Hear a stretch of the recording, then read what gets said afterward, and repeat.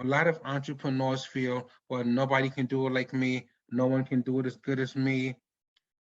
I was stuck at 2 million, 3 million a year until I was able to get rid of that mentality, rid of that attitude. Once I got rid of that attitude, the business took off. It truly did.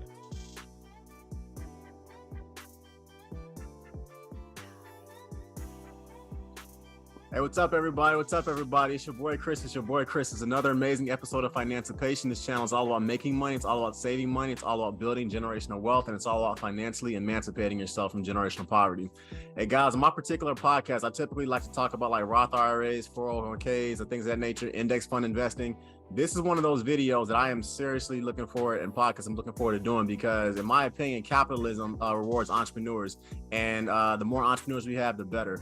And I've been seriously looking forward to interviewing Garvin Mark, just because of some of the things that I found out about this gentleman, and how my wife actually raised by him and his family. So I guess my first question is to you, Garvin. How are you doing? How are you doing? I am doing awesome, Chris. Thank you for having me on your show. It's truly an honor and a pleasure. Thank you. Thank you for taking the time out of your very, very busy schedule to do this or whatever. To anyone that does not know, when Tesla originally came out with their cars or whatever, they had a thing where if you put somebody's name in, you got, I think, like 10,000 miles of free charging. Well, this was the gentleman who my wife recommended, him and his wife, that we put their business information in so we could get the 10,000 miles of free charging. Elon Musk now makes too much money, so he doesn't allow you to do that anymore. But I think I was one of the last ones to do that. So thank you for that, Garvin. It helped our bottom line a lot. You're very welcome. Always happy to help you and your lovely family. Thank you. I appreciate that. Like I said, I thoroughly enjoy interviewing my business people who dominate corporate America, but it's a little different when you interview entrepreneurs. It's a certain I don't know, it's a certain kind of charisma and joy you guys have to go to work that I think us 9-to-5ers, it's something that we really have to look for. It's something that I honestly I'm jealous of it, to be honest with you. So let's get started. My first question to you, Garvin, is this. First of all, I'm hearing an accent. Where are you from? I'm originally from Trinidad and Tobago, the Caribbean. Port of Spain, Trinidad. The Caribbean. I love that. All right. Describe your upbringing as far as the Caribbean. What was that like, I guess? What was it like growing up in TNT? It was amazing. It was fun. I mean, I was a young kid and life was so carefree, nothing to worry about. Wake up to sunshine every day, wake up to coconuts, and just a nice, relaxing, peaceful life. No stress, and for the most part, everyone was always happy. So I loved my life in the Caribbean. Got you. My wife always said, my wife is from Trinidad and Tobago, if you guys don't know. I was told that Trinidadians, you guys are the best mangoes in the Caribbean. Is that true, or? It is very true. Best mangoes, best carnival, best roti. So it is very true. I can't wait to go. Me and my wife were actually supposed to go last year, but we couldn't because of friggin' COVID. It's just messing everything up. So it truly sucks. When we do go to, before we get into the interview, when we do actually go to Trinidad though, we do go to TNT, what are 3 things you would tell me and my wife to definitely check out when we get there? Well, 3 things I would say check out. I mean, I love to eat. So you can't go wrong going to all the different restaurants in Trinidad. I mean, if you like all type of food. So the food is absolutely amazing. And of course, depending on the type of year that you go, the time of year you go, of course, the carnival is the best in the world. No doubt about that. And finally, I would say just hanging out with the people, the beaches. The beaches are the most beautiful. So definitely the beaches are great. Obviously the people, the food, the carnival. Those would be my 3 things. Got you. I went to Carnival a couple times in Miami. If it's better than that, then it has to be very fun. I'll leave it at that. I've been to Carnival Miami a few times too, and there's no comparison. No comparison at all? Miami Carnival was good, but Trinidad's on a whole nother level by itself. All right, cool. I'll keep that in mind. Definitely. As an immigrant, Garvin, what are 3 things that you think as an American that we take for granted? I would say that immigrants, you guys don't take for granted when you come to the United States. The first thing that comes to my mind, and not to offend anyone at all, but for me, the biggest thing was education. And the reason why I say that is a lot of us come here for the opportunity. My parents came here for the opportunity. To give you a good example, both my parents, they came here with, when I tell you nothing, Chris, nothing, not $100 to the name, I don't think. And I mean, my dad came here for better education. He ended up becoming a dentist, and he had 3 practices of his own. When he, yeah, extremely successful, multi-millionaire. When he first came here, he worked as a janitor. He worked at McDonald's. He did three jobs and went to dental school at the same time. Oh. But yes, but he wanted the best for same thing with my mom. You know, we were on food stamps. We struggled. My mom did housekeeping. She worked as a maid. But again, we had a plan. We had a vision. And my mom ended up getting her MBA. And again, another multi-millionaire. So they both were multi-millionaires alone, and then coming together, it was just a powerful, dynamic family. So one for me is education, the opportunities, and just the freedom we have here in America. I mean, a lot of countries, you can't speak your mind, you can't come and go as you please. And no, America is not the best. We have our issues with police brutality, but overall, though, the opportunities here are a lot better than other countries. So again, education, I would say, the opportunities and the freedom. Got you. You said your mother had her MBA, your father was a dentist. Did they meet each other prior to making their millions, or they kind of came together and made their millions? They made their millions together. I mean, when they met, they both went to school. They both was, struggling students. So when they came together is when they both made their millions. I love it. It's always amazing to me. I studied mechanical engineering, for anyone that doesn't know. I got my MBA and things of that nature. And I do very well in corporate America, if you will. Thank God for that. When I was in college, I was amazed at how many Nigerians and people from the Caribbean that were in my engineering college, that were studying engineering with me. It does, like you kind of say about education, a lot of immigrants that I meet, they always say that basically, that in America, the fact you guys can go to school for free, you don't realize how lucky you are to be able to do that. And it's always interesting that literally the Nigerian guys I studied with, the guys from Cameroon I studied with, the guys from Cuba, the people from DR, people from Trinidad and Tobago, the people from Jamaica, they always pretty much say that in America, you guys take the education for granted here. I literally always hear that from immigrants. Chris, it's true. I mean, like my wife also is from Trinidad. And when she came, she was like, what? I don't have to, worry about this for school and that for school and the opportunity. It's just amazing. And there's quality education here in America. And it's well respected no matter where you go. Yeah. My parents used to always tell me, Chris, people literally died to give you the right to go to school. They died to give you a right to sit into that chair. How dare you not take education seriously? That was the way my parents would talk to me. And immigrants, I kind of find with you guys, I think your parents talk to you kind of the same way, if you will. They absolutely did. I mean, my parents did not play when it came to education. It just wasn't an option. To them, it was the only way out. And a lot of Caribbeans were taught the same way. That's our way out the system, out of struggling. And my parents proved that. They both came here poverty, and to be 2 multimillionaires just by going to school and starting businesses and doing what they had to do, it worked. Got you. So your father started dental practices, and what kind of business did your mother start? Yes. My mom did accounting, finance. My mom did a lot of consulting. She did contract work. She worked for companies like General Motors.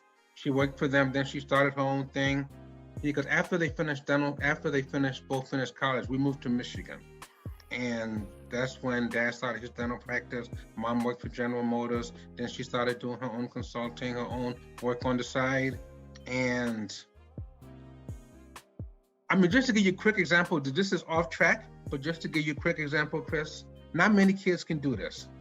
I mean, when I started my first company, okay, I called my mom on the phone, and I said, Mom, I need about $500,000 to start a business, okay? And Mom's like, okay, and she hung the phone up. And then I called her the next day. I said, Mom, I asked you for $500,000 and you didn't say anything. Now, how many of us could ask their parents for $500,000 and they just get it? So my mom's response was, have you checked your bank account? And I said, no. She said, why don't you go check your account and call me back? And I checked the account and the money was there. So, but we'll get to that later on. But that's what I mean. And this is someone who had nothing, but they learned how to save. And they learned how to save. They learned how to invest. They learned how to multiply their money. They learned how to make their money work for them. And that was the big difference. I love what I'm hearing, and it's a beautiful thing to kind of hear this coming from somebody who looks like you, Garvin. It really is. I'll be honest with you. I don't know a lot of people that can say, Mom and Dad, I need $500,000 in the bank, and it's there tomorrow. I mean, that's not something that a lot of times people who look like us can kind of say. I mean, that's a crazy blessing. It really truly is. And it truly was. And what I honestly, to keep it completely real, to keep it a buck, what I find even more impressive about that is the fact that your mother trusted you enough to lend you that amount of money because she knew you were going to do good things with it. And that's the thing. I said, Mom, why'd you do it? And she said, because I've seen your work ethic. I've seen how you handle business. And she said, I knew that you would take the money and multiply. You wouldn't waste it. You wouldn't let it just sit there. I could literally drop the mic right there. I've had family members that I've given money to, not nearly nowhere near $500,000. It was a couple thousand, it was nowhere near 500,000. And let's say they did not do what they should have done with it. And it's amazing, once again, that your parents trained you and taught you in type of way, Garvin, where they knew without a shadow of a doubt, they could give you that kind of money. And they knew you would do the right things with it. And it allowed you to build essentially a $10 million type of business. I love hearing stories like that. Thank you, Chris. Thank you. I really do. Before we go too deep into your business, I push education a lot on this channel and entrepreneurship, but your education, what did you go to college? Did you study in college? Did you go more like the Elon Musk route? I wish I did go Elon Musk route, but no, I did go to college. I mean, I went to Howard University in Washington, D.C. for undergrad. Stand up. Correct. So I went there for finance and accounting. And then for grad school, I went to the University of Michigan. I got my MBA in finance and accounting from the University of Michigan. And that's pretty much where my education started as far as academically. Got you. Well, you went to the second best HBCU, by the way. I went to A&T, so you went to the second best HBCU. Okay. I never knew you went to A&T. Wow, I didn't know that. Yeah, I went to A&T. I got a full ride, and when I went, I actually thought about going to quick story. This is more so about you but not about me, but I do want to tell the story. Go ahead. So I went to NC State. I got a very good scholarship to go there. And I applied to the University of Maryland. So at the last second, A&T was just like, would you consider coming to A&T? And I had already started doing my paperwork, my residency halls and everything for North Carolina State, because that's where I was going to go. And I went to A&T for a weekend, and when I saw the people walking around campus, I was like, you know what? For the next 4 years of my life, I would like to be in an environment like this. And that is awesome. They had engineering. They gave me a full ride, so I was like, hey, Mom and Dad, it's a good financial choice too. So yes, it is. And from what I know about North Carolina A&T, they have the best engineering program, especially among HBCUs, and they're well respected outside of HBCUs. So I would tell anyone, if you're looking for engineering school, North Carolina A&T all day long, no questions asked, you can't go wrong. Yep. I don't know what the numbers are now, but when I graduated, 25% of all Black American engineers went to A&T. In the country, and still to this day, if I go to most engineering conventions, if I say I went to North Carolina A&T, 90% of the people there know exactly what I'm talking about. They know exactly they know exactly the institution. So yeah, plug to my alma mater. If you want to get a very good engineering degree, go to North Carolina A&T. So it's top notch. You are, to keep it moving, you are an extremely successful entrepreneur, Garvin. When I was actually looking up your company and everything, I was blown away with what I was seeing. I guess my first question to you is this: what made you want to be an entrepreneur? And did you ever work in corporate America, or did you go straight from grad school to owning your own? I worked in corporate America. I'm going to tell you something. I went to hear a speaker when I was probably 12 years old. And Chris, what this man said, it stuck with me for my whole life, even to this day. And this is what he said. It's deep. At least at the time for me, it was deep. He said, this is what he said. He said, the reason why you work a 9 to 5 is uh-oh. Did I lose you, Chris? No, I'm still there. Okay. He said, the reason why you work a 9 to 5 is because somebody else knows more about what you're worth than what you know about yourself. Can you see me? I can see you clearly. Okay. Yep. So, and when he said that, that hit me so hard. And I mean, I had to dissect it and just take it all in. And I'll say it again. He said, the reason why you work a 9 to 5 is because somebody else knows more about what you're worth than what you know about yourself. And that, I'm like, but what does he mean by that? They know what I'm worth more than me.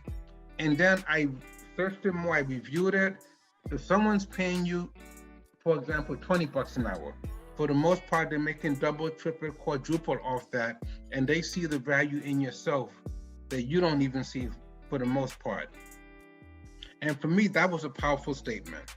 It was a very, very powerful statement, and it caught my attention. And from there, I just decided, you know what, I wanted to be an entrepreneur, and I wanted the freedom. Like, I didn't want anyone to tell me what type of house I can live in, what type of car I could drive, when to wake up, when to go to lunch. And the biggest thing for me was, I said, if I ever had kids, I always wanted to be there for them, in the sense of when they have sporting events, when they have activities, when they have, father-daughter dance, any activities. And I can truly tell you, in all my years, I've never missed any of my kids' events, because that was just so important to me. Every game, every activity, every achievement, I've been there. And a lot of parents don't have that luxury. I mean, entrepreneurship is more than just making money. It's way so much more than that. It's about being there for your family, giving them opportunities they wouldn't have. And that's one thing I learned from my dad. I mean, whenever he took us out, it was always the best resorts, the best this, the best that. He said, this is what you want for your family. You want to go to places and give them experiences that they normally wouldn't have. And I'm like, you know what, you're right, that is what I want. So seeing my dad as an entrepreneur, seeing mama as an entrepreneur, seeing other entrepreneurs, it inspired me to say, yes, this is what I want for myself. And not just for myself, and not just for my family, but for the next generation and the next generation. I love it. Generational wealth is generational wealth. Yes. See, these are the common conversations. Like I said, I'm a tall, heterosexual, athletic, black guy, well-educated or whatever. You, same thing. Both of us are the type of black men that America unfortunately does not show on television. And I love having these types of conversations because I love what your father told you. Essentially, he was like, this is the kind of lifestyle that I want you to give your family. And you basically realized early on, okay, I want to basically go the entrepreneur route. And I want more of our people to kind of start seeing that kind of thing. I mean, no disrespect to the other cultures and everything, because this channel is basically for everybody. But it's something when you start seeing people that look like us, that aren't athletes, that aren't ball players, that aren't, there's nothing wrong with that kind of, there aren't musicians, nothing wrong with that. But when you start saying black entrepreneurs, black mechanical engineers, black dentists or whatever, black business owners and things of that nature, it completely changes the way, it could change the way people view us. And I love hearing that kind of stuff, Garvin. I love it. Thank you, Chris. Thank you. How long were you in corporate America before you made that transition and everything? I was in corporate America a good 12 years, at least. Now, what I did was, I believe in learning at other companies as far as how to do things, to make your mistakes, to make your contacts. So I wanted the experience, I wanted the education, and I wanted the network, meaning to be able to meet people. So when I will step out on my own, I will have the contacts. And also I wanted to have somewhat of a savings, some money behind it. And I'm going to give a little advice, if I may. Absolutely. I'm all about, being an entrepreneur going forward, but that's who I am. That's all I know for most of my life. But I would recommend people get some experience under their belt before they jump out there.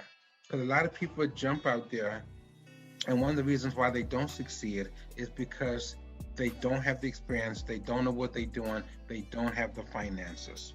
So what I did was, while I was working in corporate America, I moonlighted. I did my business part-time. I built my business up before I just jumped out there.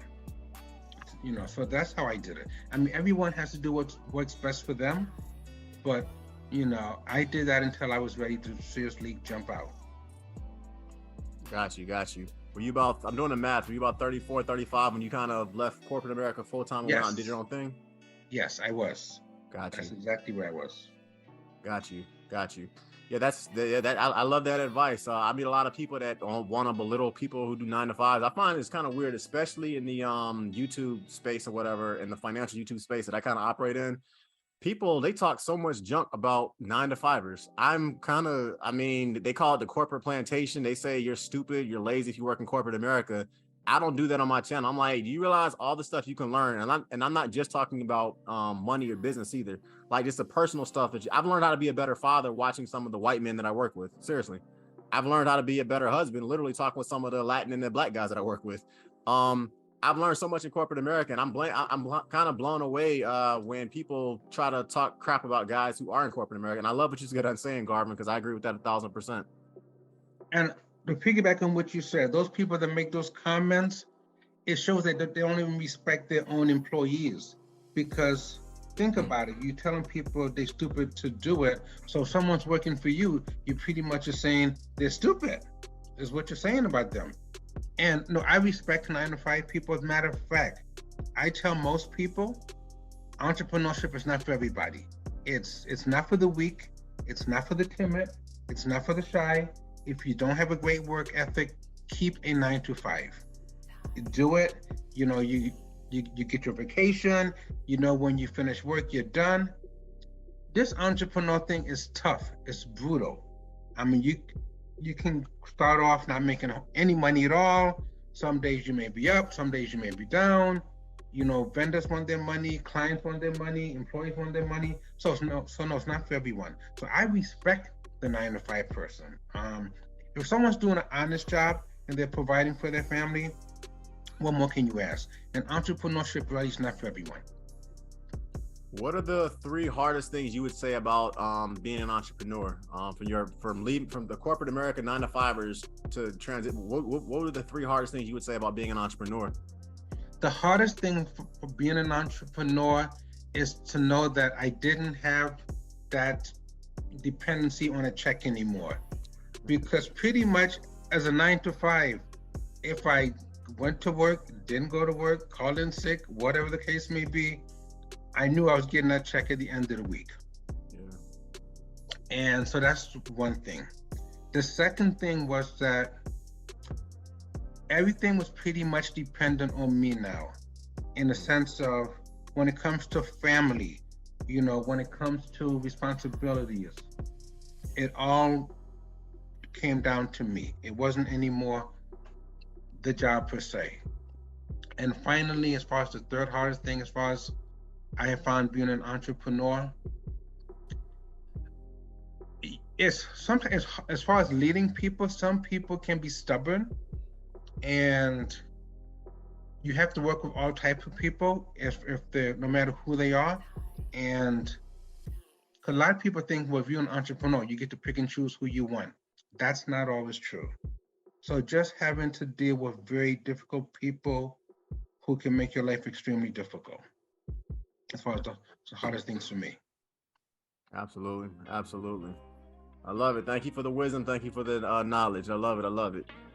Next question. Let's keep it moving. I want to be respectful of your time. You and your wife are highly successful entrepreneurs. We kind of went back and forth about entrepreneurship, but I haven't even asked you. Describe your business to my YouTube audience, Garvin. So we are an international pet company. Basically, we are Uber for pets as one of our main things. What that means is we do ground and air transportation. So if your pet needs to go to the vet, go to the groomer. If it needs to go from California to Alaska, we will drive it that far or we will fly it. And we ship pets around the entire world. Like if a pet needs to go from California to Europe, to Africa, Germany, we ship pets. That's one part of what we do.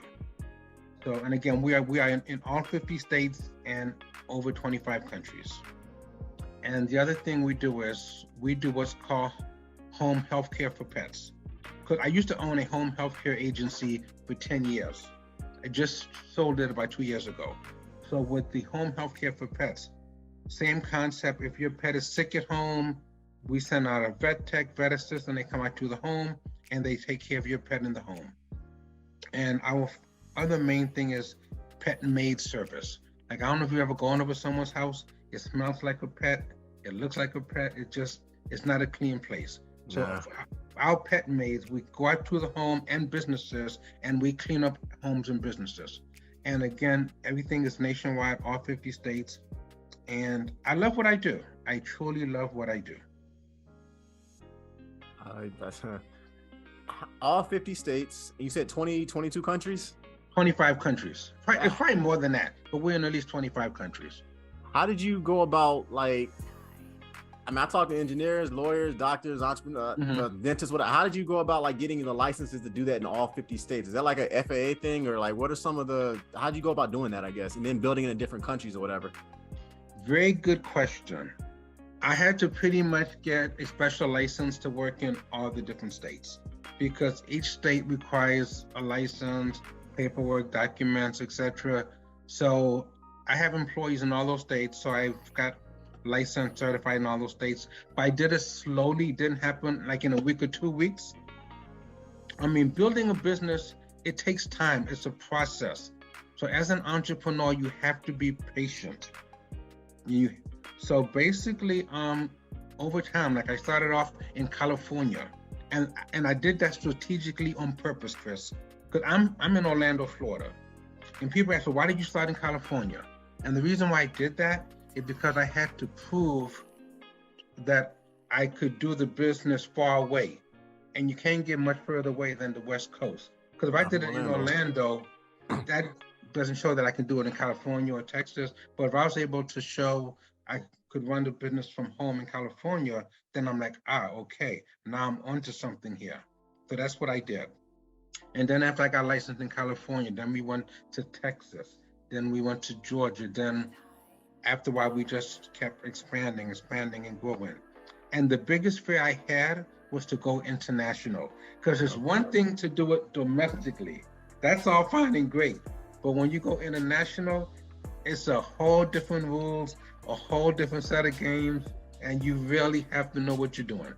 So, and of course, you got to hire the attorneys, and that costs money, etc. So I actually visited some of the Caribbean islands, because right now we are all over the Caribbean. I mean, all over. And so basically, hiring the right people that you can trust, that are reliable, that are dependable. It truly all starts with a team. You have to have the right people in place, and you can't be afraid to let go. A lot of entrepreneurs feel, well, nobody can do it like me. No one can do it as good as me. I was stuck at 2 million, 3 million a year until I was able to get rid of that mentality, rid of that attitude. Once I got rid of that attitude, the business took off. It truly did.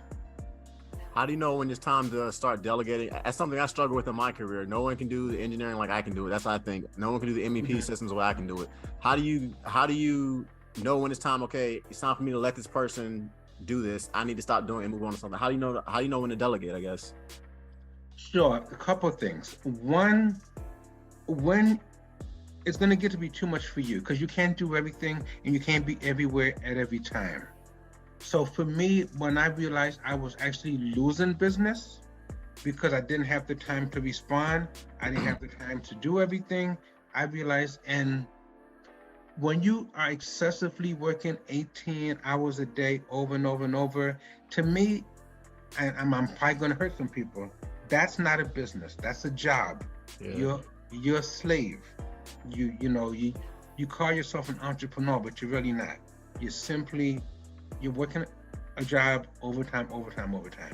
So no, the key thing is when you can't do everything on your own, and when you don't know a certain area, like you can't be an expert in everything.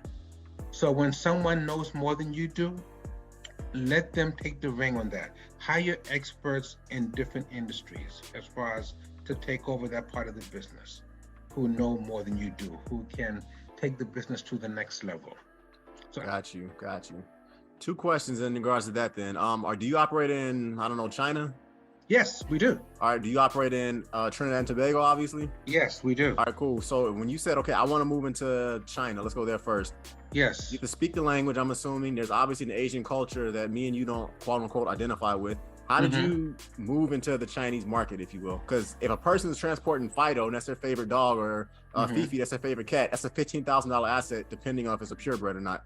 You can't lose that. So how'd you go about going into that market, I guess? Sure. I found other people in my industry that had similar experience in those countries. Or I found people who were passionate with pets, or they had certain skills in that country. So basically, and it's funny you mentioned China, because I had a gentleman from China who found me. And he's like, I work for a pet shipping company in China, I want to work with you, et cetera. And he calls me, email me at least 3-4 times a week. He was very persistent, and his background was very good. He knew what he was doing. He had experience in the industry.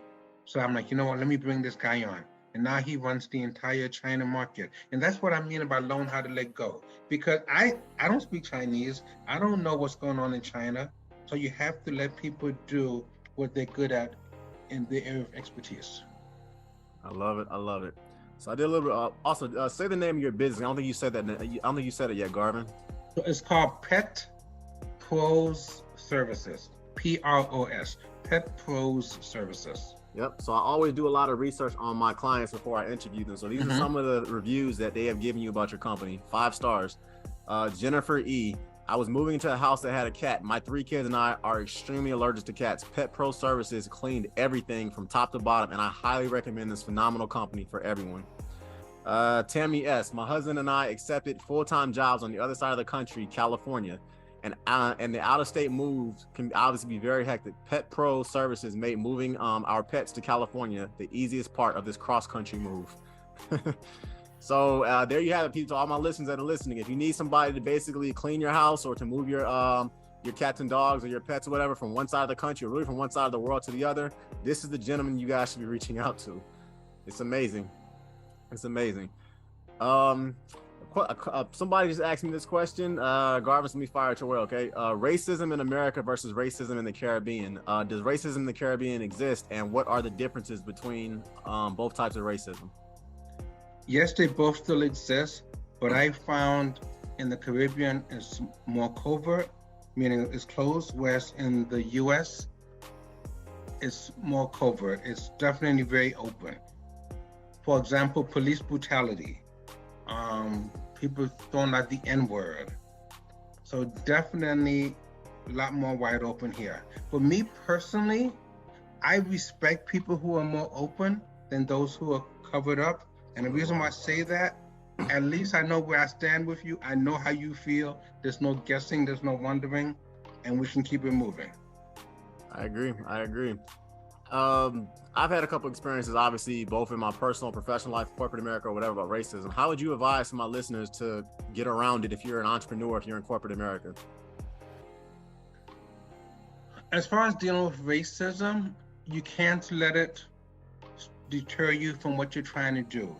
I always used it as a motivation. And so I would say, let it inspire you. Don't let it break you. And you have to truly believe in yourself. That is so important. Like talking about, if I may give you a quick story about that. Absolutely. When I was in college, there was an article, front page, I think it was US News, some front page magazine, and it was saying that they don't have a lot of African Americans going into finance. And so I mentioned to some of my friends, both black and white, that I was going to major in finance. And they're like, it's a lot of math in that. And of course, it's a stigma that, we don't do good in math, et cetera, et cetera. We invented calculus back in Egypt, but we somehow don't do good in calculus. I mean, give me a break. Imhotep, the world's first engineer, but we so African, black African or whatever, but we supposedly don't do good in math. It's nonsense. It is nonsense.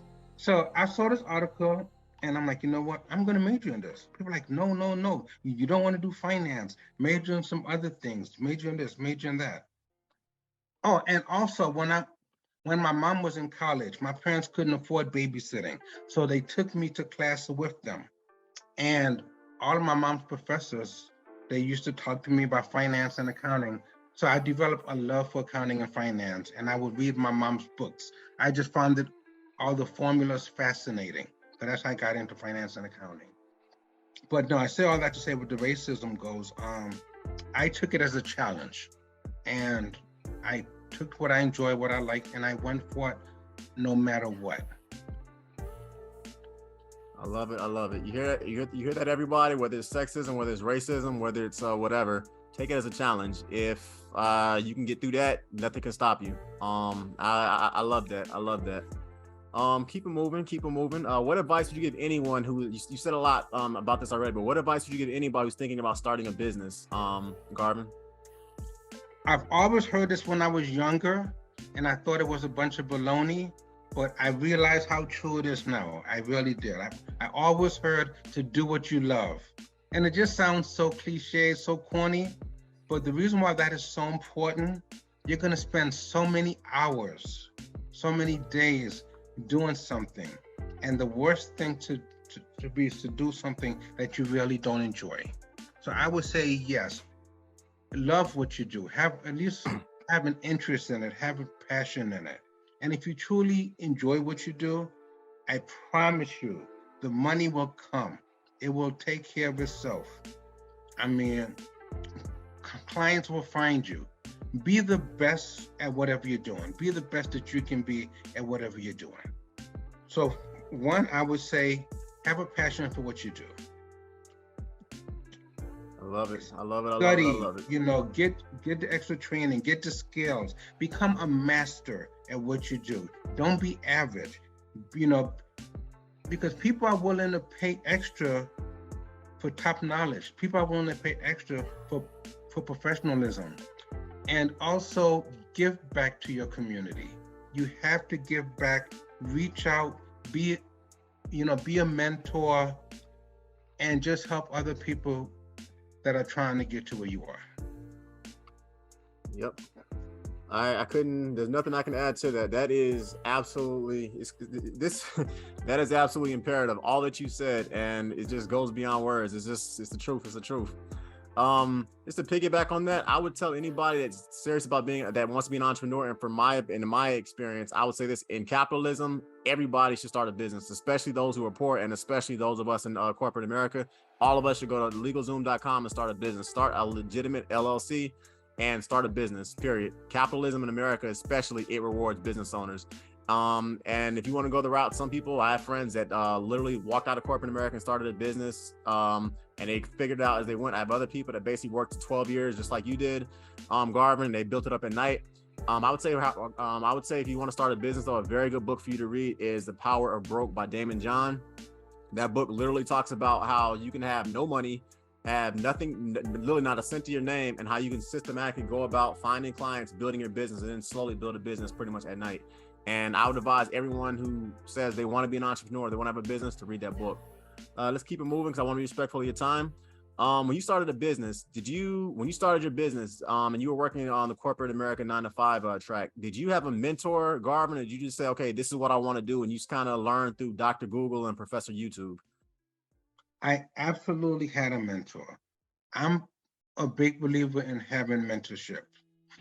And the reason why I believe in mentors, they have been there, done that, and they can save you a lot of headaches, a lot of hassle. They can save you years of headaches, and they can help you get faster growth financially, mentally, emotionally.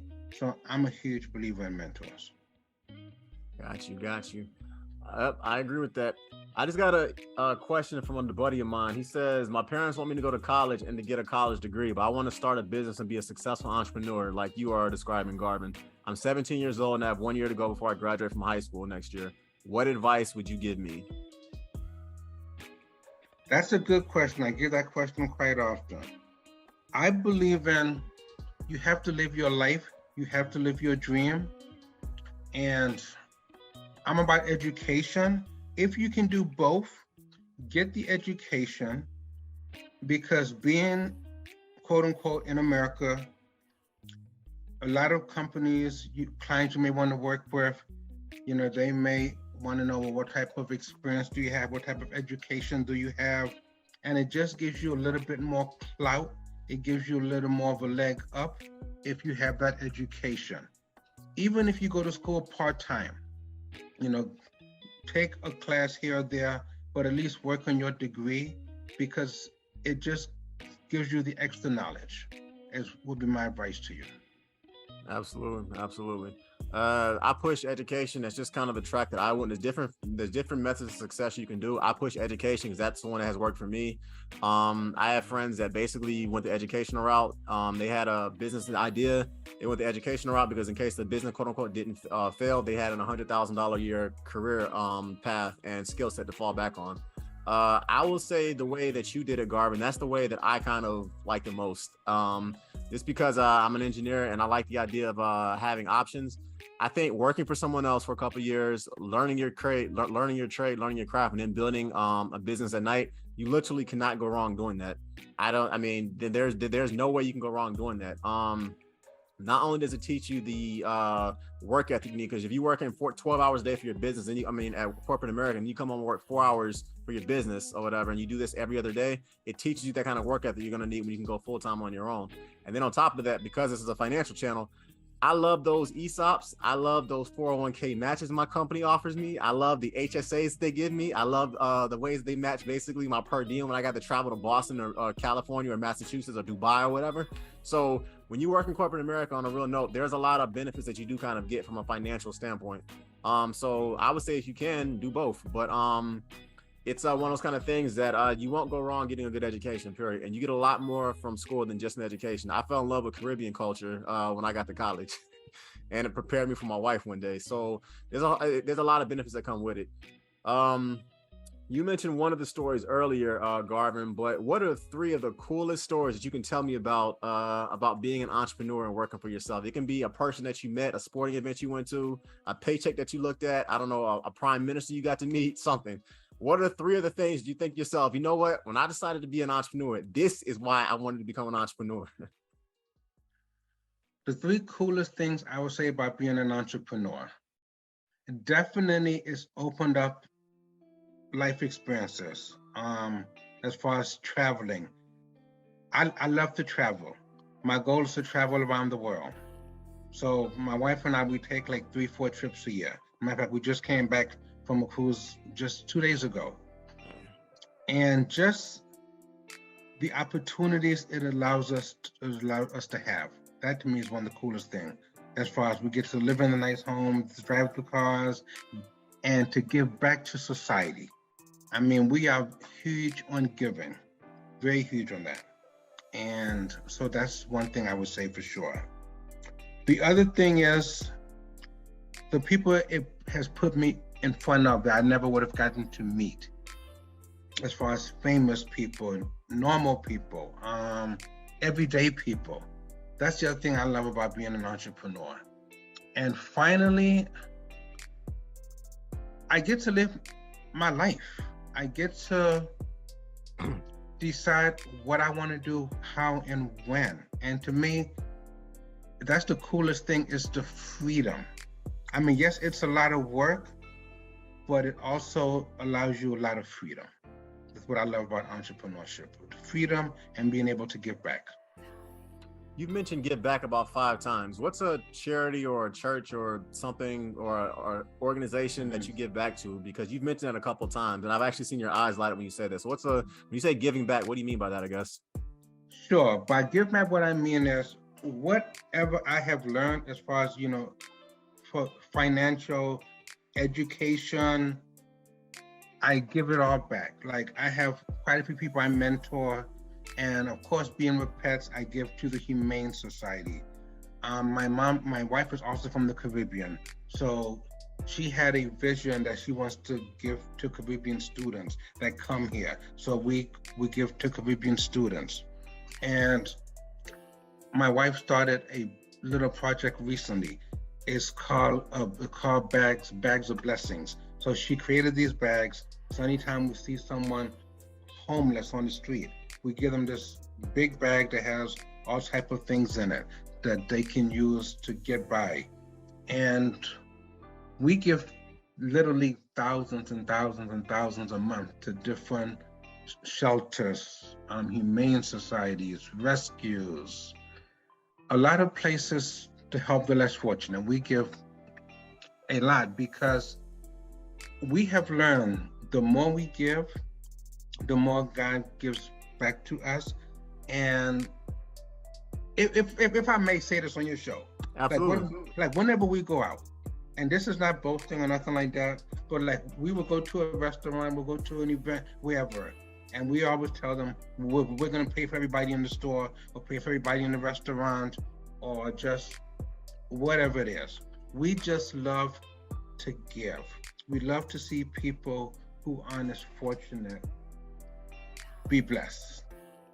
So no matter where we are, what we do, I always said this, when I die, on my tombstone, I want them to say he gave until the end. He gave until the end. Matter of fact, if you go on my Facebook page, it says something about that as far as me giving, being a philanthropist, giving it all back. That gives me more joy, more happiness than anything else. Because when it's all said and done, Chris, no one's gonna care about how many pets I ship. They're not gonna care about how much I had, millions of dollars, whatever. They're like, what did he do for his fellow man? Who did he help? How did he make the world a better place? Absolutely. And for me, that's what it's about. Absolutely, absolutely. It's kind of one of those things in life. It's like a strange oxymoron that this man, people, is a 7-figure a year millionaire, and he's basically telling you that the more he gives, the more he gets back. It's kind of like an oxymoron. Like, you would think, if you thought from a very selfish perspective, okay, the more money I give my church, the more money I give my charity, the more money I give the mosque, the more money I give whoever, the more money I give such and such, the less money I'm going to have. But you're telling me that the more money you give, the more money comes back to you. It's absolutely correct. Absolutely correct. And it sounds crazy, but that's truly how it works. That's truly how it works. Yep. And also, if I may say this on your show, absolutely. If you're looking to give tax breaks, what have you, you got to pay Uncle Sam anyway, people. It's better to give it to a charity. It's better to give it to someone that can really use it. It really is. And that's one of the biggest things I would tell entrepreneurs, is to really learn taxes, to really have someone that they can trust that's going to tell them the truth and ins and outs about taxes.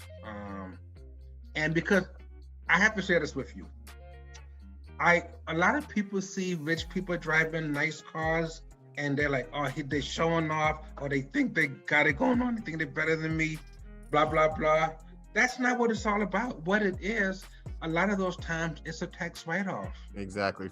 I mean, that's really what it's about. Because if they don't buy that vehicle for $200,000, $500,000, guess what they have to do with that money? Pay taxes. They got to pay taxes. Yep.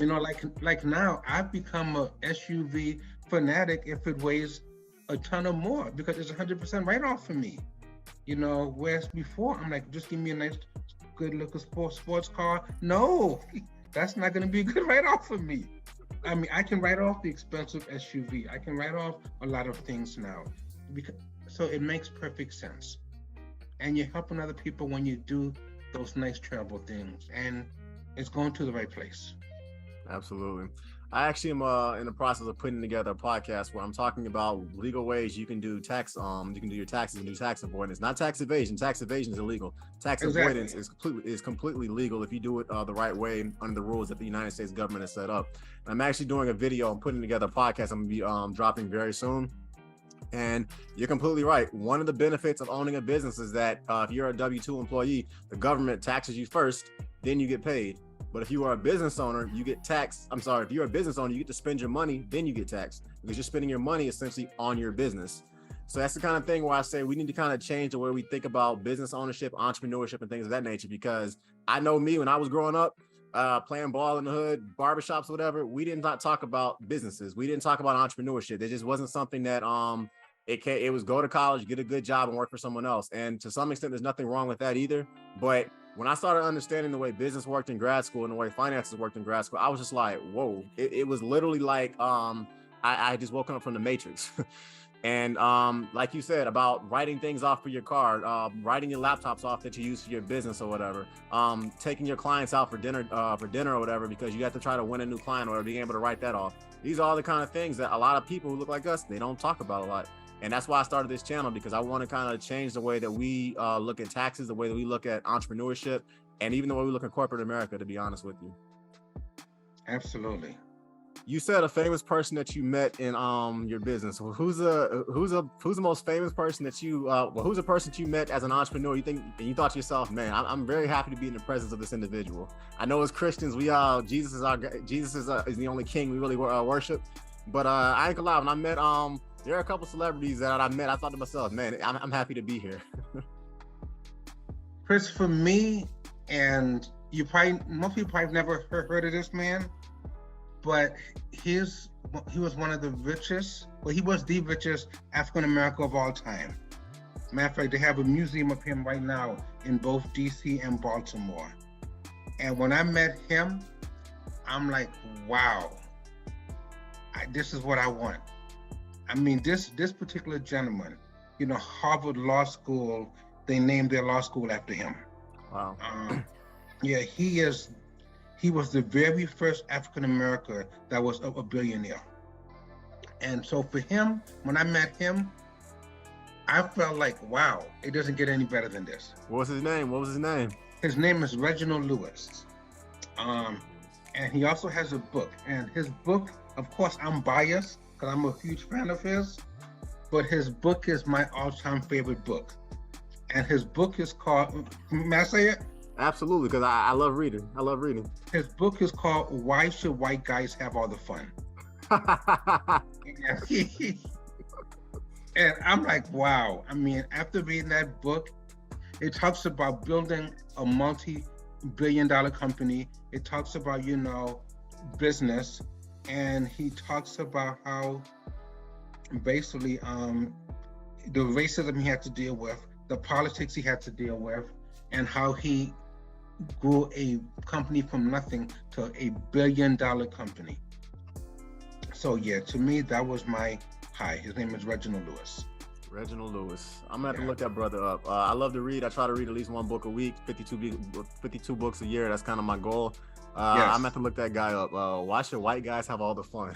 Yes. All right, definitely I'm gonna to check it out. And because and the thing I love about that title is because we as a people, we always complain with how come they always go here, they go there, they have all the trips. But he's like, we can have the same thing also. We just have to learn how to play the game. We have to learn how to start businesses, write things off, etc., etc. So we can have the same fun. Absolutely. All right, let's keep it moving. Your upbringing as far as growing up an immigrant kid and your international Caribbean roots, how did that prepare you for entrepreneurship? How did that help you for entrepreneurship? It prepared me a lot. It prepared me in the sense of it taught me discipline, it taught me toughness, it taught me never to quit, because we came from nothing. So the only place really was for me to go was up. I saw my parents struggle, and I'm like, they could do it, I could too. And it just taught me that to believe in myself, to have a community around me that supports me and believes in me, and that I can go to whenever I needed help. And one thing I always tell entrepreneurs is, you're not an island unto yourself. You know, it's okay to ask for help. It's We talked about mentors. It's great to have mentors. So basically, it taught me to know that you came from a tough background, and whatever you put in is what you're going to get out. And that's what it taught me. Absolutely. How did religion and having a faith help you in your business? I mean, I've interviewed Muslims on my channel. I've interviewed Christians. I've interviewed atheists. How did having a faith, or how to have a religion or belief in a quote unquote higher power, how did it help you with your business, Garvin? Because if I didn't have it, I won't be here today.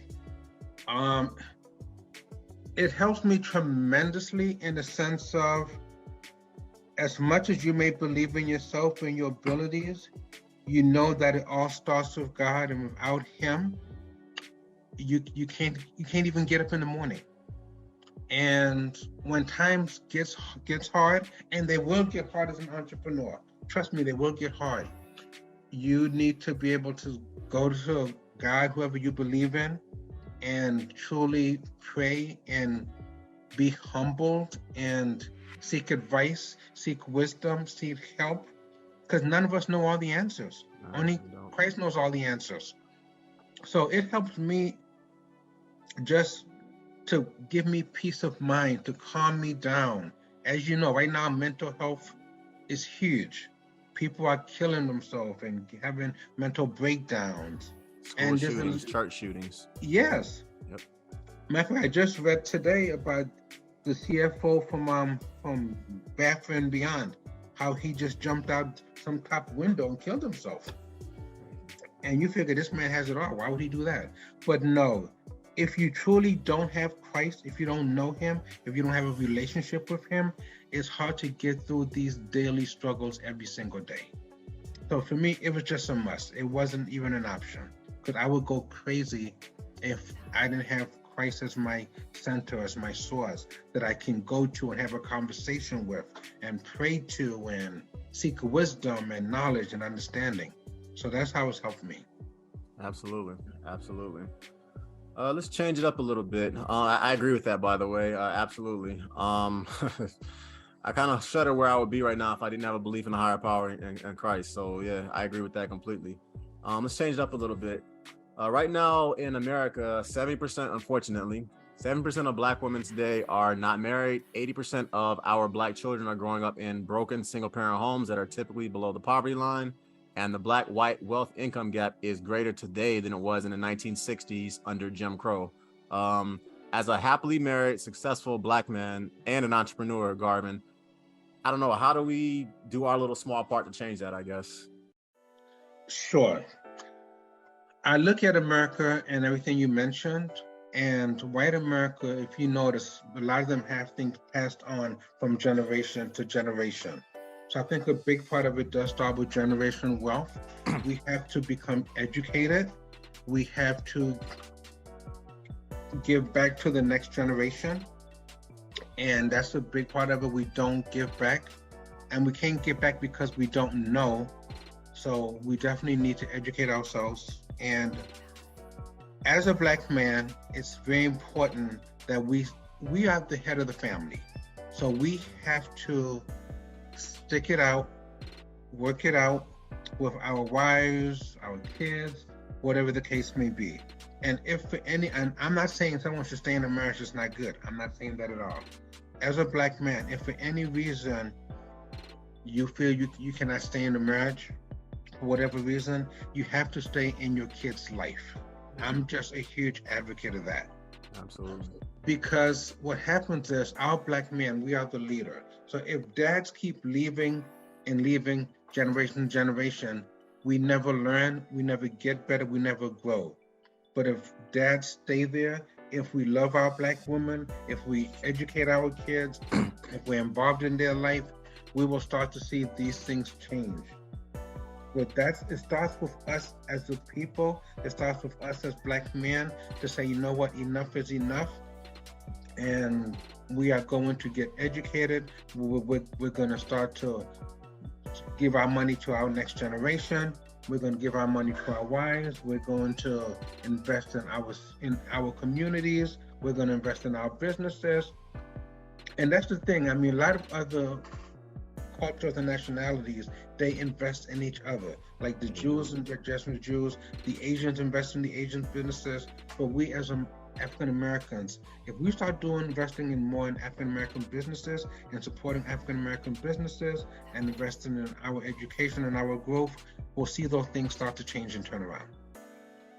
Absolutely. I agree completely.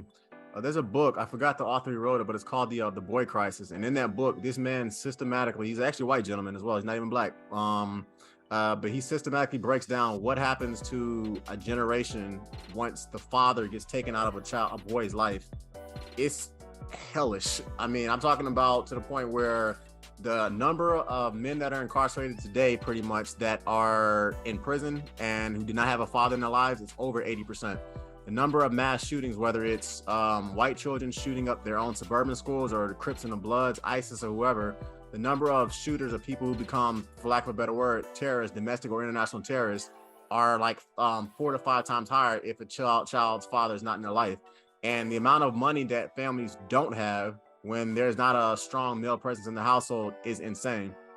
So everything you're saying about that is right. I can even say from a very small tidbit in my family, when I met my wife and I just started talking to her about finances, I have an MBA, it changed kind of the course of some of her in-laws as far as how they were investing their money. They're like, wow, I never knew about this, Chris. Thank you. I never thought about 401ks or Roth IRAs or SEP IRAs. I never thought about this kind of stuff. I never thought about how to do scholarships and apply for colleges and stuff like that.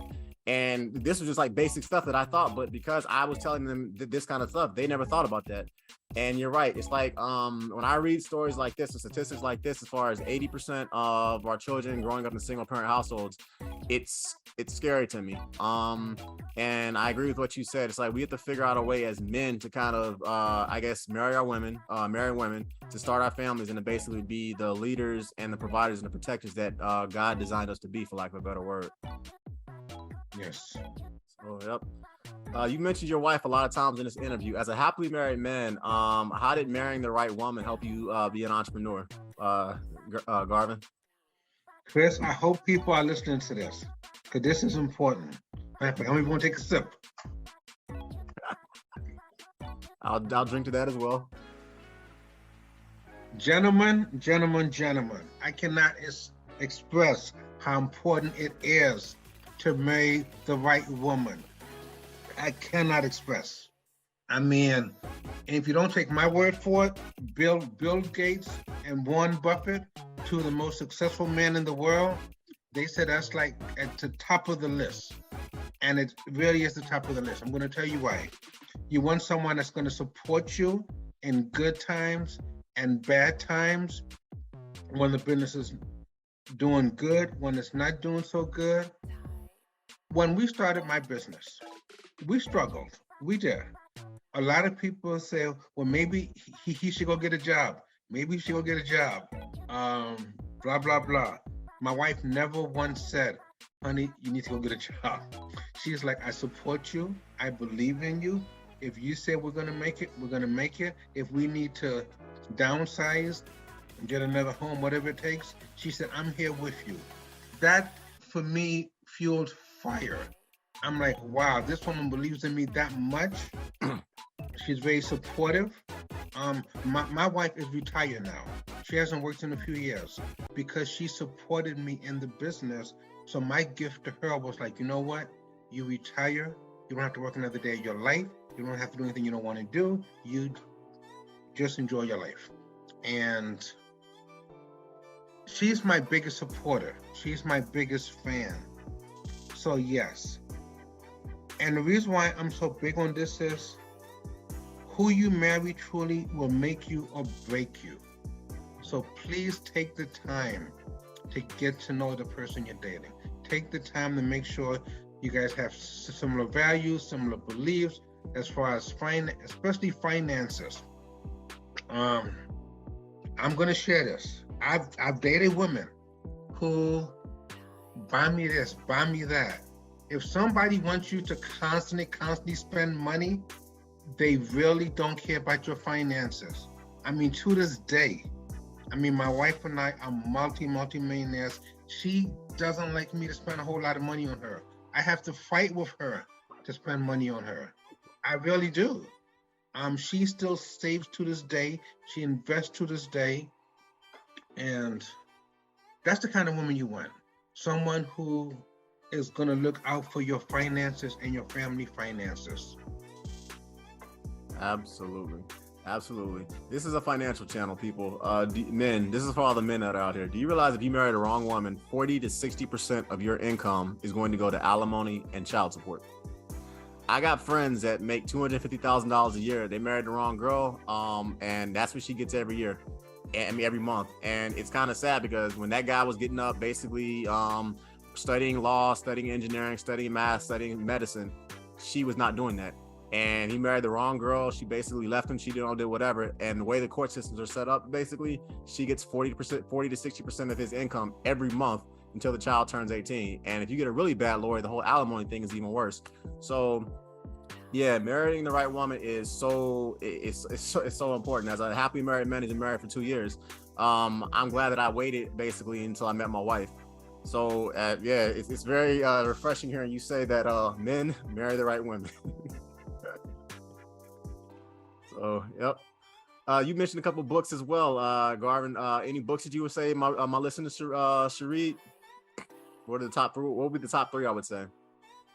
The Richest Man in Babylon. Great book. Phenomenal book. Yes. I know everyone talks about this book, but I love it. And that would be Rich Dad, Poor Dad. And of course, I told you about my guy, Reginald Lewis, Why Should White Guys Have All the Fun? And those are probably my top three that I really enjoy. Got you.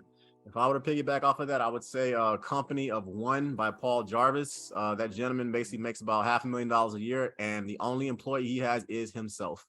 He systematically walks you through basically how to build a business if you want to only have one employee yourself. So that's a very good book. I would say another great book is the Golden Road to Emancipation by Christopher Phelps. That book teaches you essentially how to walk, how to basically go to college, for lack of a better word, for free. It teaches you how to go about applying for scholarships, where to find them at, and things of that nature. And another book I would tell everybody to read was written by a former U.S. Navy SEAL, active duty, 23 years. It's called Extreme Ownership by Jocko Willink. Phenomenal book. It talks about basically the mindset as a leader, how you have to command men that go into war potentially to die. And what's interesting is that a lot of the parallels between combat and corporate America and combat and entrepreneurship, as far as leading men and leading women, they kind of they're parallels to it. So it's a phenomenal book. Let's keep it moving just for the sake of time, Garvin. What's some good financial advice to follow? You've mentioned a lot, but what would be a couple of steps you would tell people to follow as far as good financial advice? Sure. This is an oldie, and as a kid, I didn't believe it, but now I see the reality of it. Save at least 20% of your income. Save. Do not spend all your money. Save it. That's number one. Number two is just the opposite. Invest your money. And when I say invest it, doesn't have to be in stocks or bonds, but you want your money to multiply. Money doesn't do good just sitting there. Money isn't meant to just sit around. Like a lot of people, they'll save some money. Let's say they save $5,000 and it just sits there. But what I'm saying is save the money, but then find how you can make that money grow. Because what happens is, if you just let money sit there, the value of it goes down over time.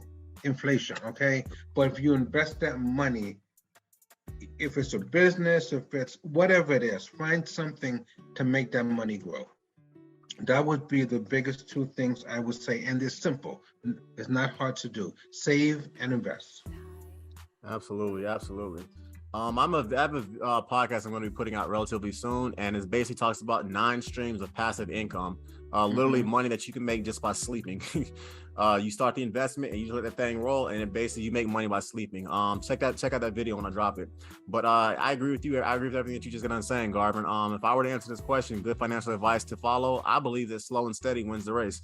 Max out your 401k every year. At the time I'm recording this, $20,000, $20,500. That's the max amount you can put into your 401k.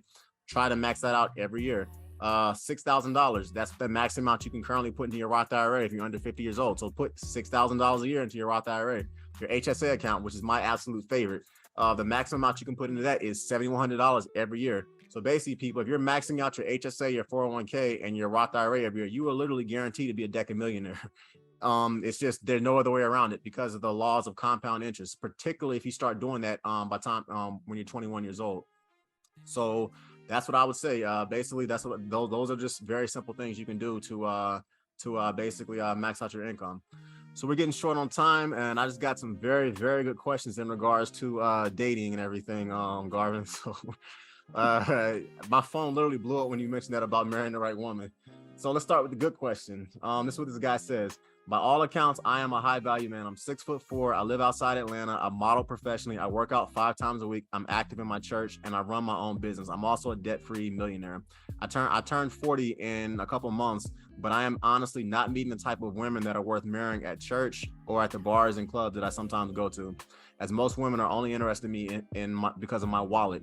What advice would you give me about finding a good woman? Because I, like you said, don't want to marry the wrong woman. Absolutely.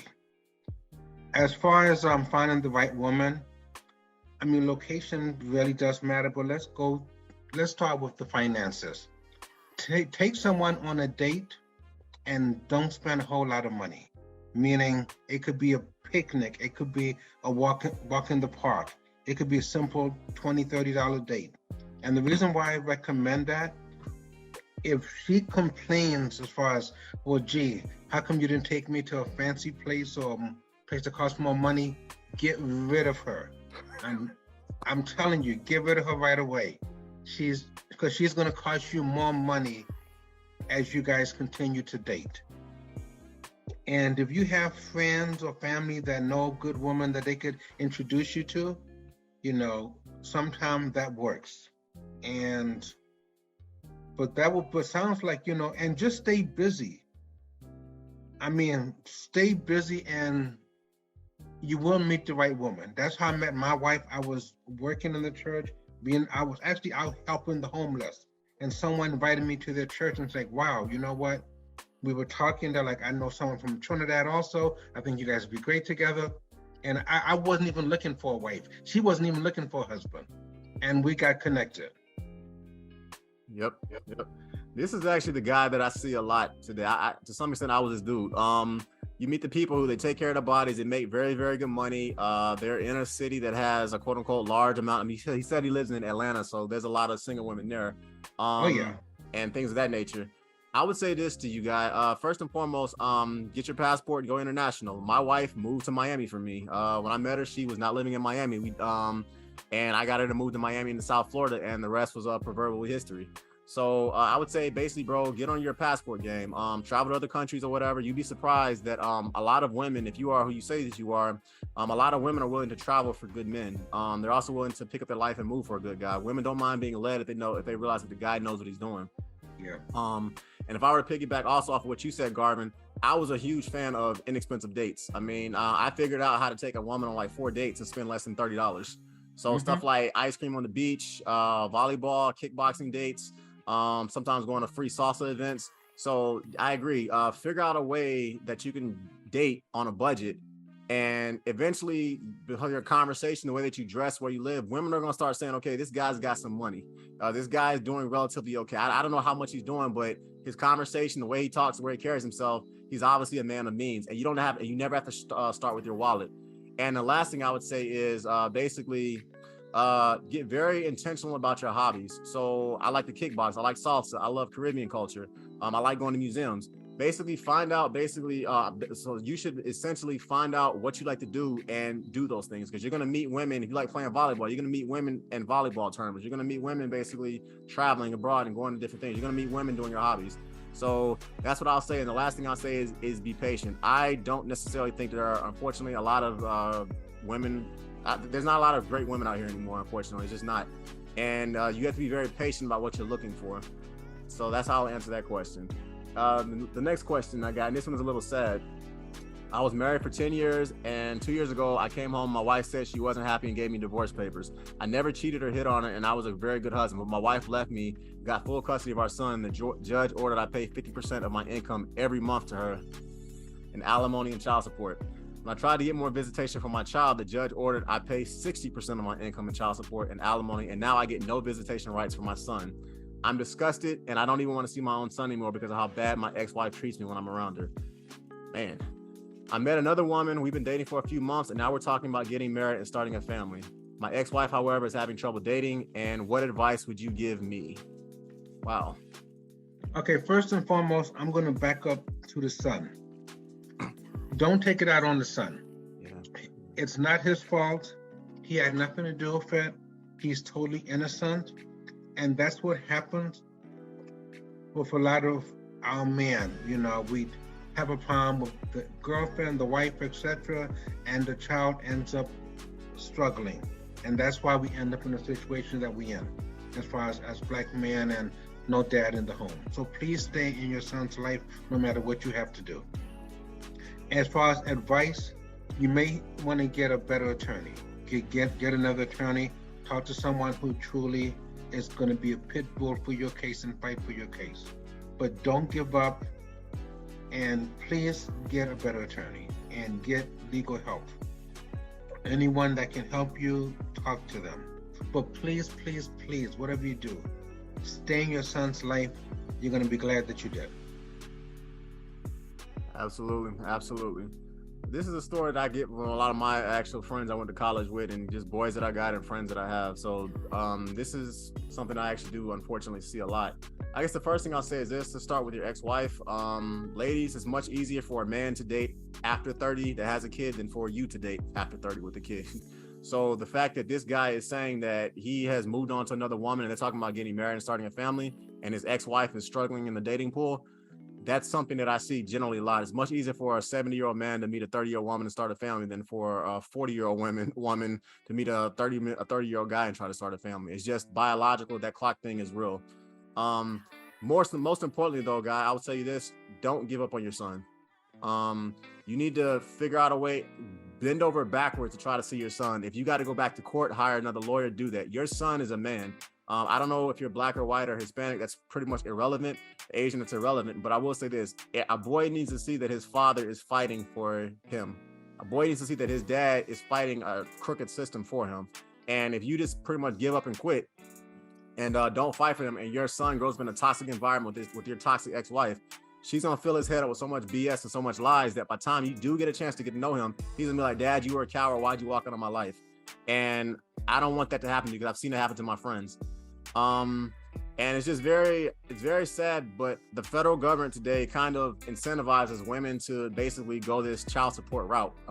They really do. If you take a look at the numbers, the state gives 60% more money to mothers that are on child support than when a father's on child support. So judges are actually incentivized, depending on the state that you live in, to take the father out of the boy's life. And when you do that, there are kind of, like I said, hellish effects that happens to the children when they do this. So I don't want to go too long in this because this is a disgusting thing. But in general, you need to fight for your son. He needs to see you fighting for your son. And ultimately, one day he's going to say, "Mom, why did you take Dad out of my life?" Especially if you go off and marry this other woman, you start another family, and he sees how great of a father you are to his half brothers and sisters. So fight for your kid, okay? That's how I'll answer that question. So, yep. All right, Garvin, we are coming to the end of this thing. I could talk to you all day. This has been a phenomenal interview. And I knew this was going to be one that I knew this was going to be one that I was looking forward to literally all day. But the last question that I have for you, you are a husband, you are a father, you are a dad, you are a Christian, you're an entrepreneur. When all is said and done and God calls you home, what do you want your legacy to be? I want my legacy to be He was first and foremost a man of God. He was a great husband, and he truly gave all he had every day to his community. He truly gave it all back. When I die, I want to die on empty, meaning that I truly, every day, I gave my all. And anyone I talk to, anyone I speak to, I always speak life into them. That's who I am. I'm about positive life. So I want to be like, you know what? He impacted my life in a positive way. He gave me knowledge. He helped me however he could, and he genuinely cared. I mean, the Bible says you can have all these gifts, but the greatest of them all is love. Yep. I want to be known as a man that loved and gave back, and he always gave us all. And don't forget, on my tombstone, he gave until the end. I love it. I love it. These are the kind of interviews I like seeing or whatever. When I go through YouTube or I go through like the internet, I go online or whatever. No disrespect to the Gary Vaynerchuk's or the Grant Cardones or the Dave Ramseys and everything out there. Those guys, they do phenomenal work. But it's something about seeing people who quote unquote look like you that are multi-million, that are decking millionaires. It's something about seeing people who quote unquote look like you that are starting businesses that say, yeah, I started in corporate America. I transitioned out of corporate America. This is how I did it. I run a business that makes over $1 million a year. This is how I do it. When they look like you, or they grew up in the same crappy slums and the same crappy hoods that you grew up in, you like, wow, it hits you a different kind of way. Thank you, Garvin, for this interview. I have thoroughly enjoyed this. Thank you. Because I've been looking forward to it all day. So thank you. Cool. And before we go, I gotta do one last shout out. If people want to reach out to you, if they want your pet services business, if they want to basically reach out to you through Instagram or through social media, how can they reach out to you? So absolutely. The website is Pet Pros, PROS, and then the word services. So you can go on the website, you can hit the contact button, and you can contact me there. And of course, our Facebook is Pet Pro Services, and Instagram, same thing, Pet Pro Services.